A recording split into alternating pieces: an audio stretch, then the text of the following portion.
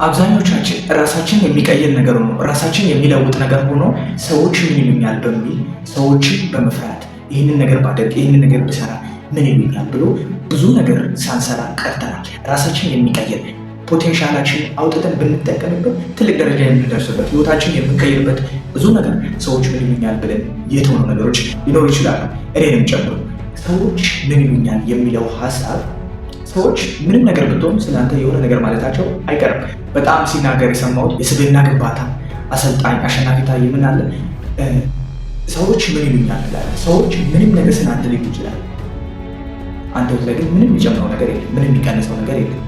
ሰዎች ምን ይሉኛል ልትል ይችላል፣ ሰዎች ምን ይሉኛል ልትል ይችላል። ህይወታችን ላይ ምንም የሚጨምረው የሚቀንሰውም ነገር የለም።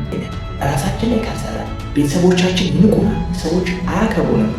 በቃ ይህ ግልጽ የሆነ ነገር ነው።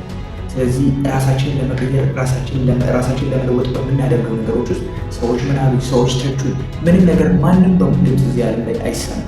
ማንም መልካምም ስራ መጥፎም ስራ ምንም ነገር አድርግ ማንም በሙሉ ድምፅ አይቀበልም። የብዙዎቻችን ስህተት ደግሞ በሙሉ ድምፅ ለመቀበል 100% ሰዎች ከኛ ሀሳብ ጋር እንዲስማሙ መፈለግ ነው። እሱ ደግሞ ትልቅ ስህተት ነው። ራሳችንን የምንቀይረው ሆነ ምንም አይነት ነገር ብናደርግ ራሳችን ላይ በቃ ባህሪያችን ምንም አይነት ሰው ብንሆን 100% ማንም ሊወደን ማንም ሊጠላን አይችልም። ይህ ዓለም ሁለት አይነት ሰዎች ነው ያሉት። ምንም መጥፎም ስራ መጥፎች ይወደዋል። በቃ ጎበዝ ሁን፣ ጎበዞች ጋር ትስማማለህ፣ ሰነፎች ግን አትመቻች። በቃ የሆነ ለሁለት የተከፈለ ነው እንጂ ሙሉ በሙሉ የሚስማማበት ሀሳብ ማንም የለም። ስለዚህ ሁላችንም ቢሆን ሰዎች ምን ይሉኛል የሚለውን ሀሳብ ፍርሃት በማቆም ምንም ህይወታችን ላይ የሚቀይር ነገር የለም። ባይዘው ሰዎች እንደዚህ ያሉ፣ ሰዎች ከዚህ ወጡ፣ ሰዎች ከዚህ who don't care ማን ስላንተ ይጨንቀዋል። አንተ ግን ራስህን ለመቀየር መስራት፣ ለመለወጥ መሄድ አለብን።